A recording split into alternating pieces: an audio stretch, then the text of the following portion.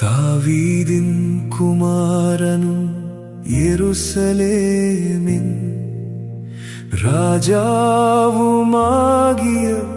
பிரசங்கியின் வாக்கியங்கள்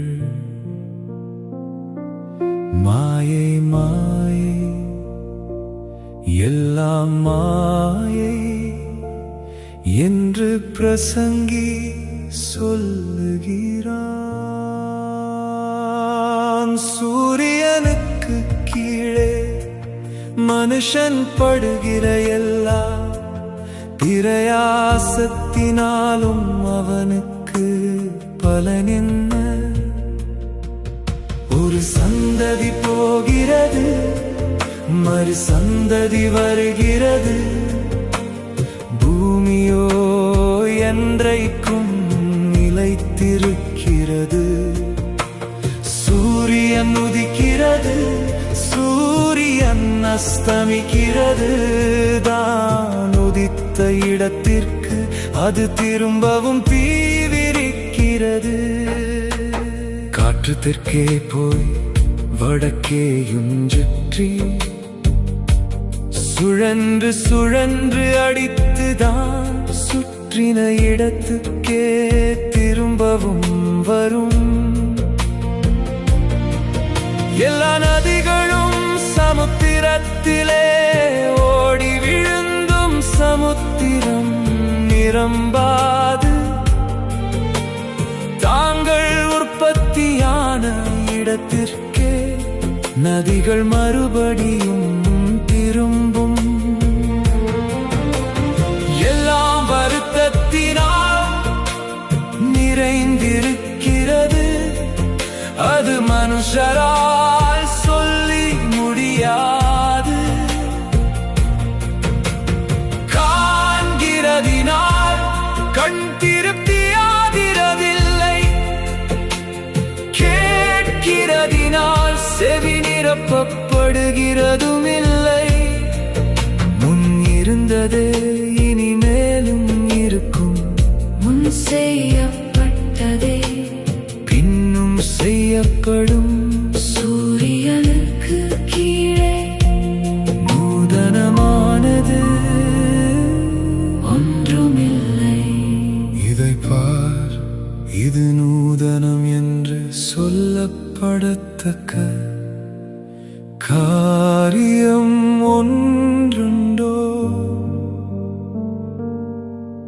அது நமக்கு முன்னுள்ள பூர்வ காலங்களிலும்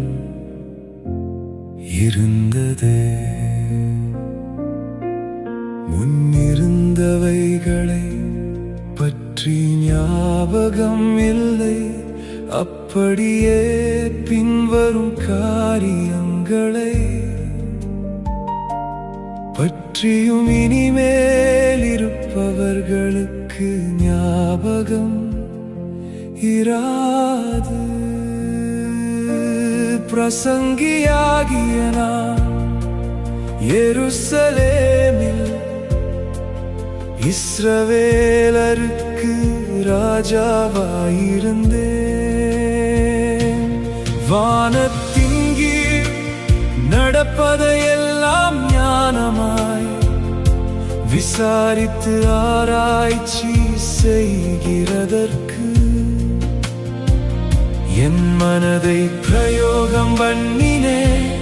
மனுபுத்திர இந்த கடுந்தொல்லையில் அடிபடும்படிக்கு தேவன் அதை அவர்களுக்கு நியமித்திருக்கிறார். சூரியனுக்கு கீழே செய்யப்படுகிற காரியங்களை எல்லாம் கவனித்து பார்த்தேன்.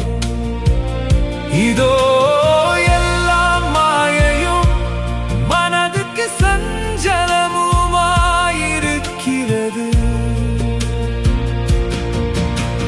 கோணலானதை நேராக்க கூடாது, குறைவானதை எண்ணி முடியாது. இதோ நான் பெரிய பெரியவனாயிருந்து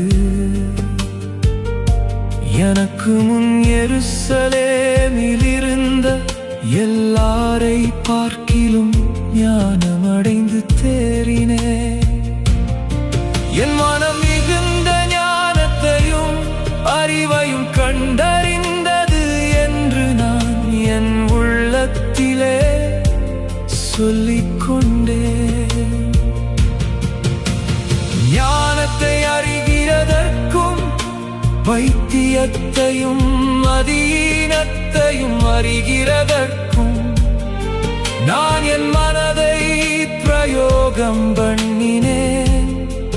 இதுவும் மனதுக்கு சஞ்சலமாயிருக்கிறதென்று கண்டேன்.